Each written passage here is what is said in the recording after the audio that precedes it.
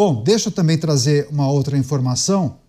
A Polícia Federal apreendeu cadernos com anotações para os investigadores que indicavam a entrega de propina no esquema de desvios no INSS. Sim, um caderno com indicação de propinas. Esse material foi encontrado na casa de um dos alvos da Operação Sem Desconto, que revelou todo esse esquema bilionário. Os cadernos com as anotações foram encontrados no escritório de Antônio Carlos Camilo Antunes, conhecido como Careca do INSS. Ele é apontado como possível lobista e também facilitador de todo esse esquema de corrupção. Entre esses documentos, haviam anotações com a porcentagem e o nome de pessoas que integram ou que integravam essa cúpula do INSS. Então, veja só o que os investigadores identificaram. Um caderno com as anotações daqueles que recebiam as propinas, inclusive com os percentuais dos valores. Então, indícios importantes no avanço das investigações da Polícia Federal, que apreendeu esses cadernos. Chamar o Mota para trazer as indicações e os apontamentos dele em relação a essa nova notícia, essa informação que veio à tona, que chegou à tona hoje. Mota. Um minutinho, por favor, um minutinho. A gente falava outro dia sobre tecnologia, sobre a necessidade de usar tecnologia para impedir a fraude. Não precisa tecnologia, tá vendo? A tecnologia da fraude é antiga, é analógica, é caderno, é percentual. São aquelas coisas tradicionais da política brasileira. É a tecnologia do suborno, uma tecnologia que o Brasil detém e domina muito bem. Pois é. Você, Cristiano Beraldo, mais um minuto. A Polícia Federal apreendendo cadernos com anotações de possíveis propinas, inclusive com informações que podem complicar bastante servidores do INSS, viu, Beraldo? Um minutinho. Zé Canhato, o Brasil favorece tanto esses esquemas de corrupção que você não precisa ser sofisticado para entrar e fazer a festa. E isso revela o que tem de realidade. Um sujeito completamente despreparado, safado, sem vergonha, no seu caderninho vai anotando para quem que ele pagou propina e assim vai. Por isso essa investigação tem que continuar e se aprofundar cada vez mais. Você, Dávila, essa informação importante, né, que vem à tona da Polícia Federal, a investigação avança e agora eles começam a encaixar as peças e naturalmente que nomes vêm surgindo e a partir daí talvez nós tenhamos novidades em relação a pessoas que estejam envolvidas nesse mega esquema de desvios. Dávila. Canhato, seria um grande presente para os brasileiros, né? Alguma editora publicar um livro com os cadernos da corrupção. É coisa que existe há tantos anos no Brasil. Cada escândalo tem um caderno, ou tem a planilha de Excel, ou tem no seu... É um negócio inacreditável, tem mais um caderno. E a história do caderno analógico parece mais seguro hoje do que você usar uma planilha em Excel, como foi o caso da Lava Jato, que acaba sendo desvendado. Então, o caderno à mão, se guardar bem, quem sabe ali tem um livro seguro de todas as transações e aquela contabilidade da corrupção de crédito ativo e passivo. Então, nós deveríamos publicar um livro, Os Cadernos da Corrupção, para que nós não nos esqueçamos de como o brasileiro é roubado sistematicamente por esse Estado caro, corrupto e ineficiente. A notícia em destaque, a Polícia Federal nessa investigação encontrou um caderno, um livro de anotações do suposto lobista com várias informações preciosas para essa apuração e essa investigação da Polícia Federal, porque lá tem o nome de muita gente e também percentuais de valores que indicavam quanto esses envolvidos recebiam com os desvios dos recursos obtidos com as fraudes no INSS. Mota, claro que talvez essa seja uma pequena parte da investigação, eles vão avançar. Ontem, por exemplo, nós trouxemos a informação sobre o consignado, né? Antes nós achávamos que era somente os tais descontos associativos, Mota. Agora tem também aquela outra parte que indica os empréstimos consignados irregulares. Enfim, cada dia talvez nós possamos abrir uma sessão do programa para trazer um capítulo especial nesse caso que envolve o INSS, né, Mota? Isso. E a gente está falando de um ministério só. tem mais 39. É muita alegria, Caniato, muita diversão até o ano que vem. Imagine se o governo, responsáveis pelo Estado brasileiro, resolvem colocar uma lupa em cada uma das atividades do Estado, principalmente naquelas que envolvem muito dinheiro. Imaginem as outras situações em que os brasileiros podem estar sendo roubados. R$2 aqui, R$5 ali. Quando você multiplica isso por milhões de pessoas, é muito dinheiro. Então, isso é um resumo da condição do brasileiro. O brasileiro está sempre com medo do ladrão e nem todo o ladrão vem armado. Dávila, quando a gente fala de comunicação, estratégia de comunicação, principalmente a assessoria de imprensa, tem uma área muito importante que se chama gerenciamento de crise, né? Que muitas vezes grandes empresas, quando estão envolvidas com algum problema, uma crise, chamam essa equipe de comunicação para trabalhar a sua própria imagem, para lidar com aquela situação. Isso envolve orientação para os porta-vozes ou divulgação de algum balancete, documentos que você possa comprovar a inocência, a lisura daquela companhia e por aí vai.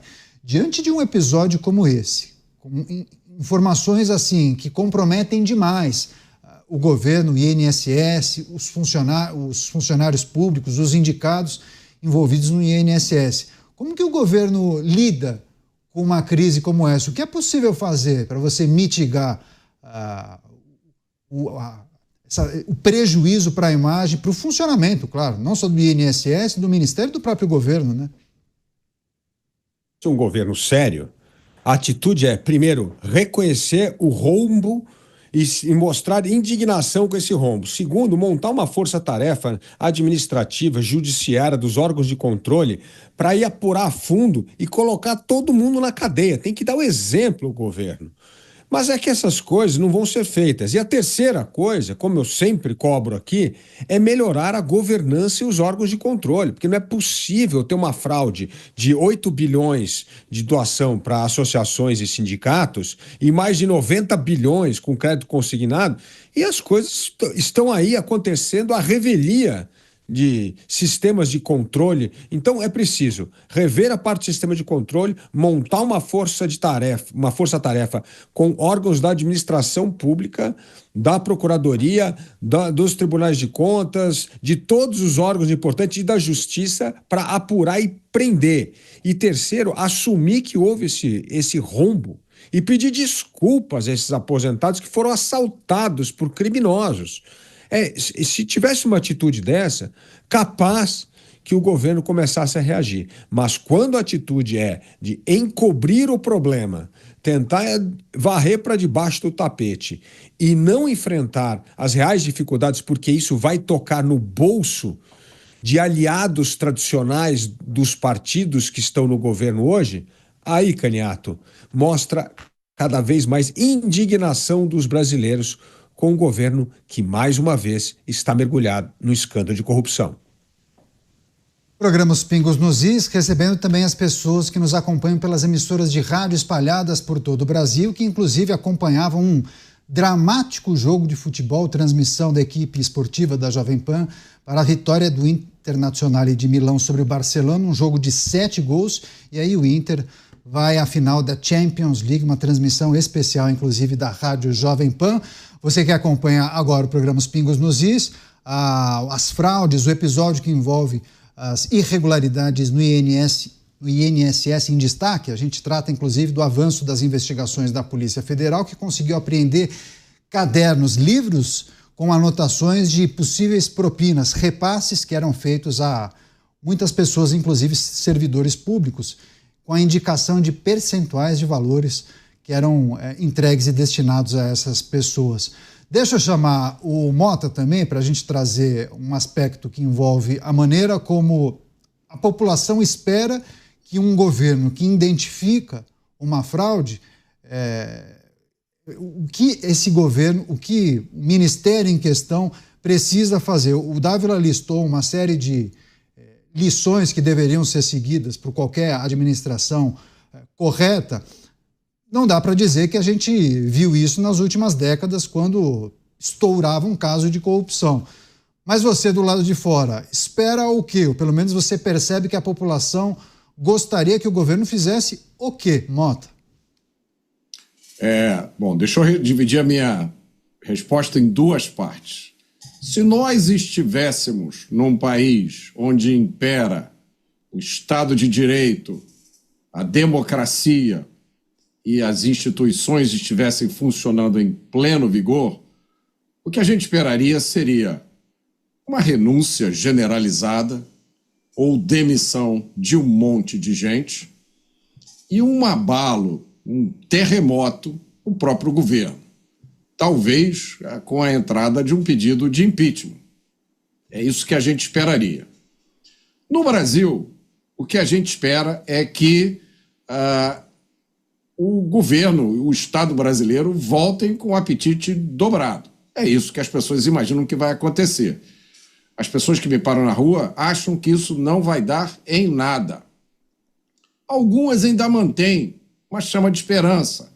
Elas lembram, olha, não esquece da investigação do Mensalão, que começou, salvo engano, durante um governo do mesmo partido que está no governo hoje, não é isso?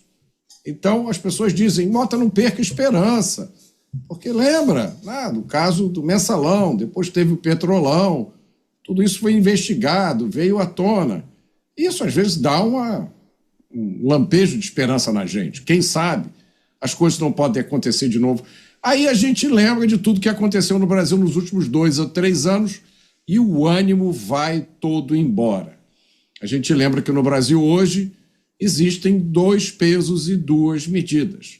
Um peso e uma medida para quem é amigo do rei, para quem é amigo de quem está no poder, e um peso e uma medida completamente diferentes para quem desagrada quem está no poder.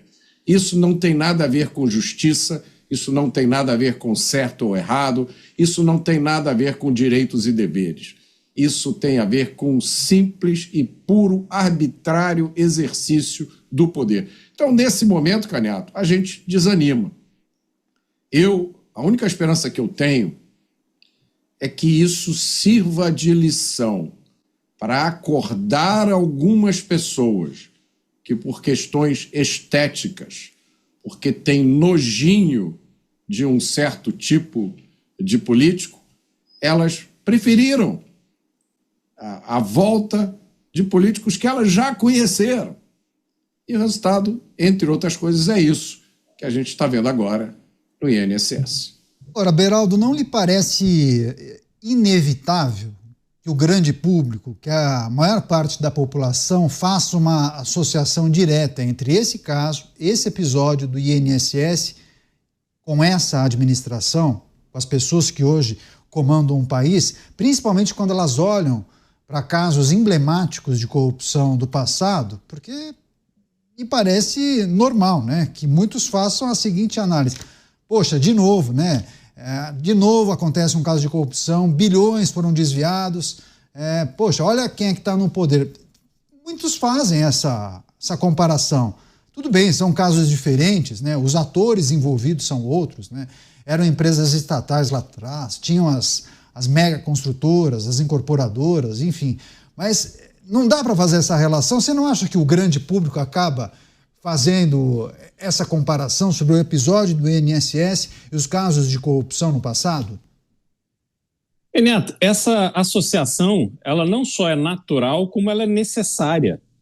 É preciso que a população brasileira se dê conta que existe uma referência que está sendo mantida. Porque aquelas pessoas que foram submetidas a um processo de vergonha e desonra, porque estavam ali envolvidas em esquemas de corrupção, empresas que foram confessar os seus atos de corrupção, os crimes que cometeram, pessoas que foram presas, confessaram, delataram outras. Todos aqueles crimes investigados na Lava Jato que se referiam a atos cometidos durante a gestão do PT na presidência da República, tudo aquilo aconteceu. Foi comprovado, o dinheiro foi encontrado, as pessoas assumiram as suas responsabilidades. E hoje, Caniato, nós temos uma realidade em que esses réus confessos estão de volta à cena política e à cena do crime. Não com sentimento de arrependimento, mas com vontade de fazer de novo. Na mentalidade deles, de fazer certo agora, né? Vão continuar cometendo os mesmos atos, mas aprenderam na cabeça deles como fazer para não ser pegos. Porque as indicações nos fundos de pensão continuam existindo. O direcionamento de recursos para um banco como o Master continua existindo. O arranjo, para citar o mesmo exemplo do Banco Master, que vai ser salvo com dinheiro público do BRB, continua existindo. Aqueles que foram pegos, empresários presos, confessos, estão aí influenciadores na internet, mostrando a sua vida com a maior tranquilidade, colocando para fora toda a sua vaidade. A empresa que foi a peça central da investigação da Lava Jato, que de tão envergonhada mudou de nome para estabelecer um novo momento, um novo começo, agora voltou com seu nome antigo porque está dando de ombros para o seu passado de crimes e para a população brasileira, Caniato.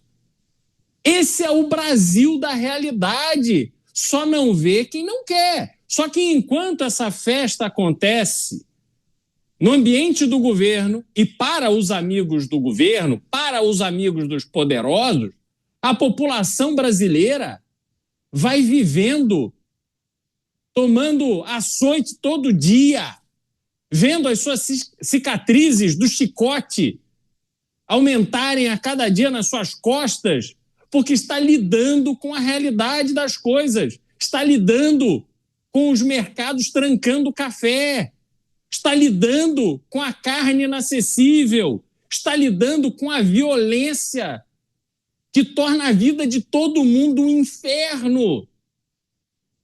Caniato, a pessoa tem o carro roubado depois de pagar o IPVA. Aí ela vai, roubaram o meu carro, eu quero o meu IPVA de volta. Eu paguei um imposto para rodar tranquilamente com o meu carro, roubaram o meu carro.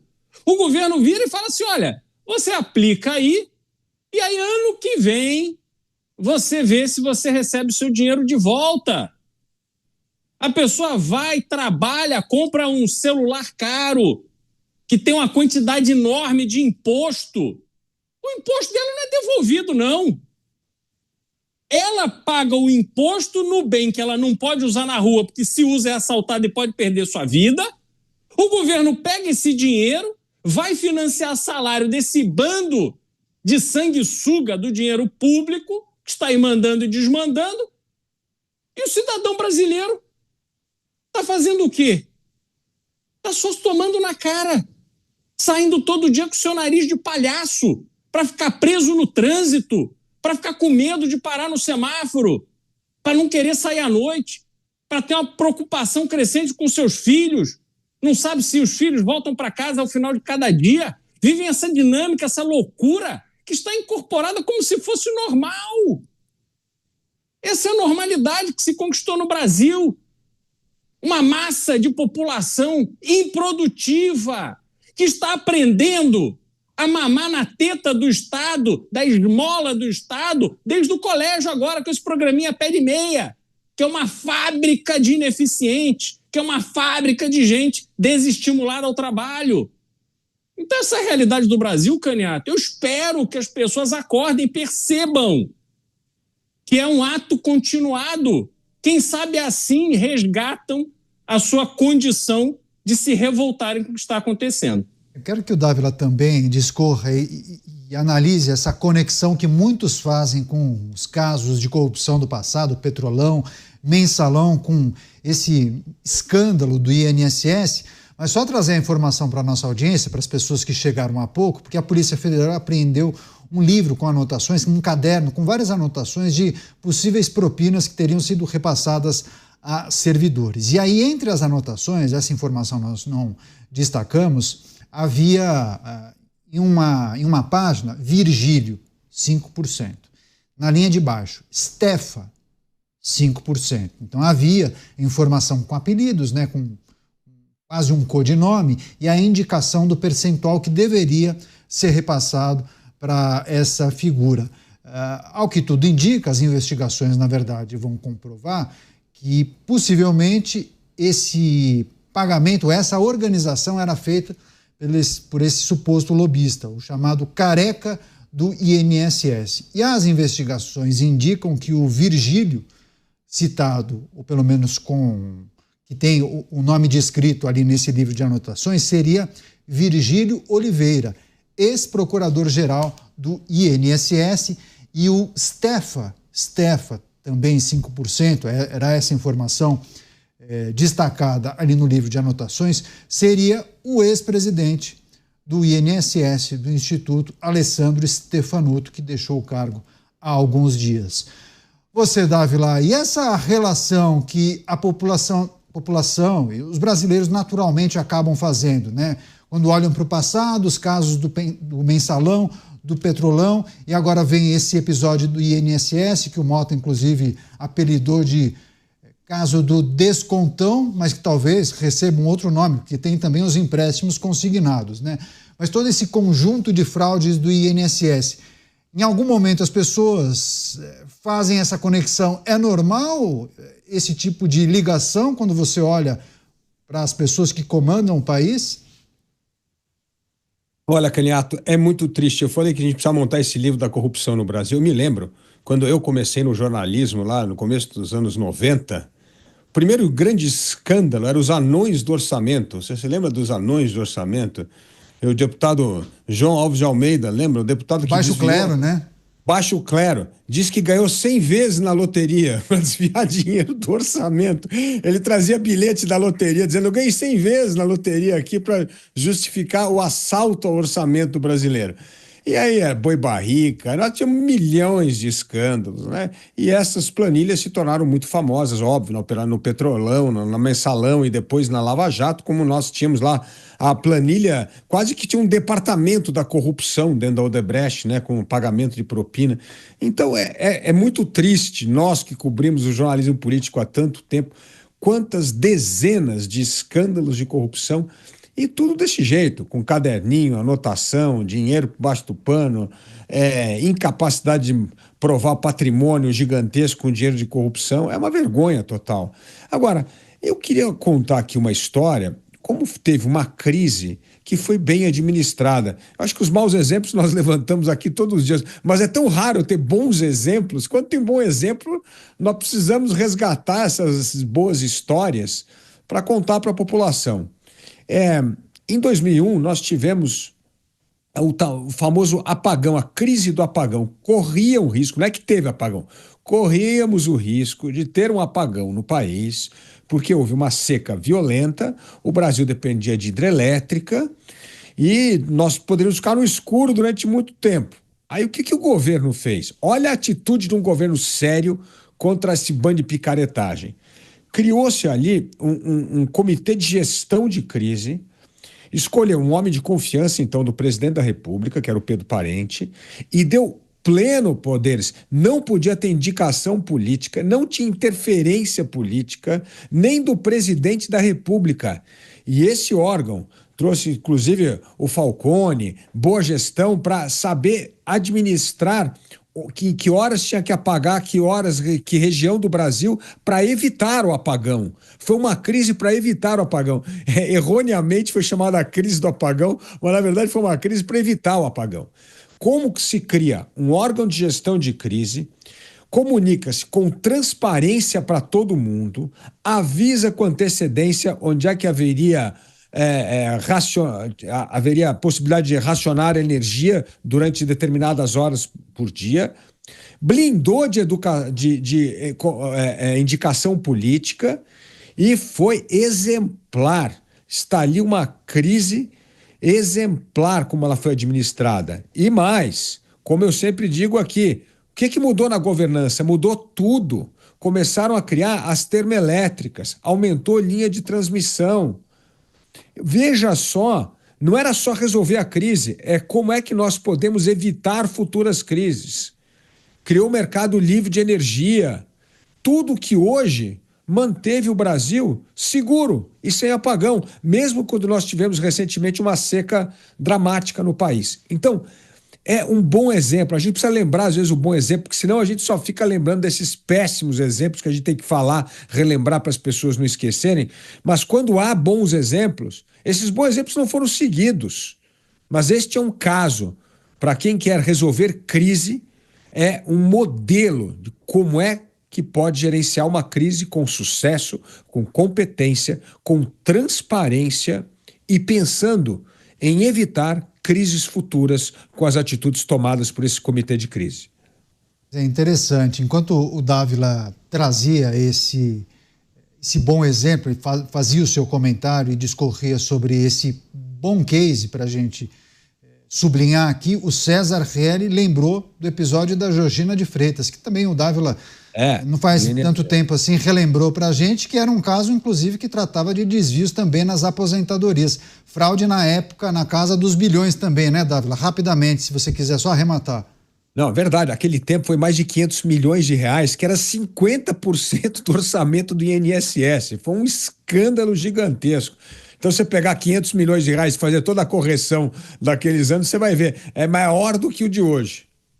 Agora, Mota, não há mal que dure para sempre, né? Você acha que diante de um caso escabroso como esse do INSS, a gente pode olhar, observar uma luz no fim do túnel? Podemos virar essa página e talvez alcançar patamares diferentes quando a gente olha para boa gestão do recurso público, a administração do INSS talvez passando por um pente fino, trocando as figuras, enfim, um novo modelo? Você acha que a partir talvez do ano que vem, 2026, possivelmente, mudanças à vista, ou 2027 com uma nova administração? Um dia, Canhato, um dia com certeza, eu tenho essa esperança. Mas eu não acho que vai acontecer tão cedo. As mudanças necessárias para que isso aconteça são muito grandes.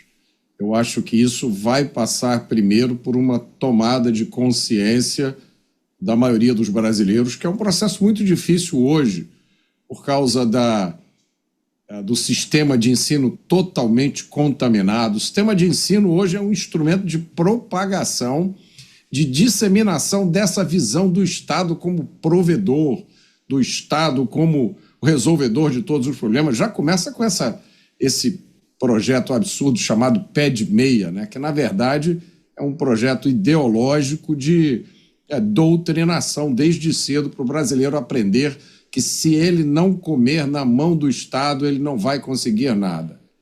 E aí a gente fica, nesse momento, é inevitável. Estou recebendo aqui muitos comentários de pessoas que têm aquela sensação de estar vendo o mesmo filme, não é nem pela segunda ou terceira vez. É como o Dávila disse. Eu me lembro, Dávila, na época em que eu resolvi que o Brasil tinha acabado para mim, resolvi ir embora, em 1989, naquela eleição onde a gente ficou entre, como dizem os americanos, entre a rocha e o mar em fúria. Não tinha para onde fugir. Eu resolvi que eu tinha que ir embora do Brasil e eu passei 4 anos nos Estados Unidos, entre 1990 e 1994.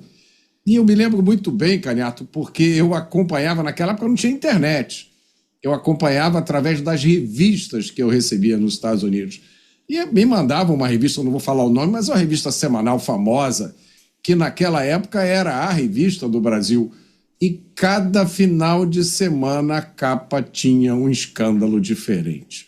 Se você pegar essa revista nos anos 90, né, dos anos 1990 a 1995, era cada final de semana uma capa, um escândalo diferente. Me lembro muito bem dessa história dos anões do orçamento, acompanhei o impeachment do Collor lá de fora. Então, é uma sensação de déjà vu completa, de que a gente está vendo de novo um filme de quinta categoria E como disse a Kátia aqui, que fez um comentário que eu faço questão de reproduzir. Quando você falou dos cadernos, Caniato, a Kátia comentou aqui, só falta agora descobrirem uma lista de apelidos. Pois é, não, é verdade. Eu me lembrei, inclusive, não tinha um departamento específico da tal construtora empreiteira, que era o Departamento de Operações. Eu não vou me lembrar. Quem se lembra? O Beraldo lembrou. Fala aí, Beraldo. Departamento de Operações Estruturadas, não era isso? Exatamente, Departamento de Operações Estruturadas. Daí, quando veio essa história do caderno, dos nomes, dos codinomes, eu me lembrei exatamente dessa operação, inclusive da mesma empresa que trocou de nome e agora voltou ao nome original, né? O nome da família que comandava esse grupo.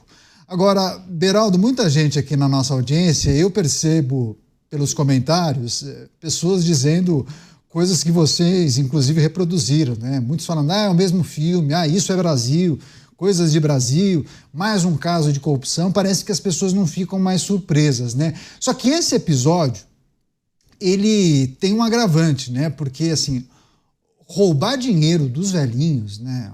Uma fraude que atinge os aposentados e pensionistas, pessoas simples, pessoas que precisam do benefício, assim, é algo terrível, né? Algo repugnante.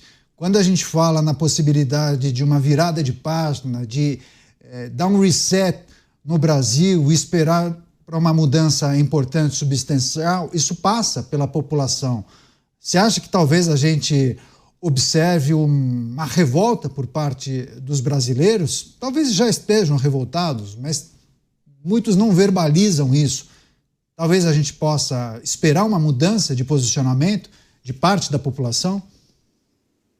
Qual o problema, Caniato? É que a população brasileira ela é acostumada desde cedo a ser roubada pelo Estado. Se você observar tudo que acontece na vida de um brasileiro, ele vai sendo preparado para isso. Ser roubado na velhice é nada mais do que o esperado. As pessoas depositam, por exemplo, as suas fichas no fundo de garantia. Eu tenho que trabalhar 30 anos para recolher fundo de garantia porque eu vou ter um dinheiro na minha vida. Aí quando ele sai lá na frente, ele descobre que o fundo de garantia não rende nada, que o dinheiro que ele colocou ali não vale nada, não vai mudar a vida dele, não vai garantir uma velhice tranquila. A aposentadoria que ele recebe fica ali no limite da indignidade. Mas é R$30 para lá, R$30 para cá. Puxa vida, mais uma vez eu estou sendo roubado. Como ele é roubado sempre. Então, eu não vejo isso ser, por mais imoral, mais desonrado que seja, alguém se juntar, formar uma quadrilha, colocando os aposentados como alvo. Que é o que acontece também com o crédito consignado. Essa imagem que se criou em torno dos aposentados, que eles devem ser sugados, que a sua aposentadoria deve ser destroçada. Isso aí, Caniato, já faz parte do cenário. E olha só como isso tem impacto, Caniato. Quando você rouba o aposentado, seja através de um consignado que ele não precisa, ou seja através dessas taxas, o que você está fazendo? Quando você olha para as comunidades locais, aquele aposentado, aquele grupo de aposentados da cidade, deveria receber esse dinheiro para ir consumir no mercado, para ir consumir no restaurante, para ir participar de alguma atividade da cidade. Só que esse dinheiro, ele sai dessa injeção que deveria acontecer na economia local e vai parar no bolso dos donos dessas grandes instituições financeiras que têm essa operação aí do consignado, ou então dessas associações que tem lá os empresários, né, que se colocam na posição de empresário, mas na verdade são chefes desses esquemas, e aí eles tiram esse dinheiro do aposentado e colocam ou imobilizam em Ferraris e apartamentos de luxo, e o que sobra eles mandam para fora para deixar suas contas no exterior ainda mais recheadas. Então, a perversidade dessa dinâmica acaba estando consolidado aqui. Quer dizer, você tira dinheiro de uma venda a mais, de um faturamento a mais do, esse sim, verdadeiro empresário, que é o dono do restaurante, do bar, do mercado da cidade. E esse dinheiro vai parar lá na conta, no paraíso fiscal, aonde esses bandidos escondem seu patrimônio. Esse é o Brasil, Caniato. Isso não tira mais ninguém do sofá. Essa é a realidade. Eu hoje não sei dizer o que precisa acontecer para as pessoas se revoltarem, porque todos os elementos necessários para que nós tenhamos a concepção exata de que somos palhaços, tudo isso está dado. Mas nem por isso as pessoas estão se reunindo e dizendo chega, nós não vamos mais para lugar nenhum, nós vamos ocupar tudo aqui e nós vamos colocar um ponto final nesse Brasil ingrato que nos escraviza, nos faz de palhaço, enquanto essa meia dúzia está aí enriquecendo. Então, é uma pergunta a ser respondida, Canela. O Mota lembrou que quando morava nos Estados Unidos, acompanhava, né, Mota, o noticiário também pelas revistas que os amigos e familiares enviavam. Cada semana era um escândalo que estampava a capa dessa revista de informação. E aí a nossa audiência, o Ricardo mandou aqui, justamente relembrando uma dessas capas, né? Quando Pedro Collor concedeu uma entrevista bombástica que, na época, inclusive, acabou tendo como consequência a queda de Fernando Collor de Mello, presidente à época. Mas você, Dávila, quando a gente olha para a insatisfação da população brasileira diante de mais um caso de corrupção, uma fraude que atinge os aposentados, você acha que essa insatisfação terá como consequência o quê? Um movimento que vai ganhar as ruas, deputados e senadores vão conseguir capturar essa sensação e vão tomar alguma medida no Congresso Nacional? Ou você acha que o caminho é que essa insatisfação seja convertida em votos e apoios para outras figuras em 26? Moralidade parte do exemplo de cima. Quando nós temos um presidente que é conivente com essa imoralidade, com a corrupção, a velocidade desses esquemas proliferam numa velocidade inacreditável. O Mota estava lembrando desses anos sombrios aí, dos anos início dos anos 90, é o que está acontecendo. Todo dia nós temos escândalos nos jornais, em todos os lugares. E agora, como eu venho aqui anunciando, nós temos esse escândalo do Rei do Lixo que vai pegar um monte de gente que está... Então, assim, é um escândalo atrás do outro. Então, eu não vejo como nós podemos frear esses escândalos com a atual liderança que nós temos no país. É uma liderança que tem um histórico de tratar esses escândalos com descaso. Então, eu não vejo como sair disso. Isso precisa de liderança exemplar. Acabei de dar um exemplo positivo da crise do apagão. O que a liderança faz? Uma real liderança, né? Então, a liderança faz toda a diferença. Então, com esse tipo de liderança, seria uma ilusão esperar uma grande virada, uma indignação total. E outra coisa, tem muita gente nesse esquema, como a gente estava falando aqui, um roubo dessa magnitude, e aqui a gente só pegou dois lá agora, os consignados e o repasse para sindicatos e associações, mas ainda vem muita coisa pela frente, vai pegar muita gente. Então, Caniato, se o exemplo de cima é ruim, o sinal que você manda para a base é que está tudo liberado. Infelizmente, no Brasil de hoje, está tudo liberado para malandragem. Tinha até uma música, né? Tá tudo dominado, mas no caso aqui tá tudo liberado. Bom, a gente vai ficar de olho nas investigações da Polícia Federal.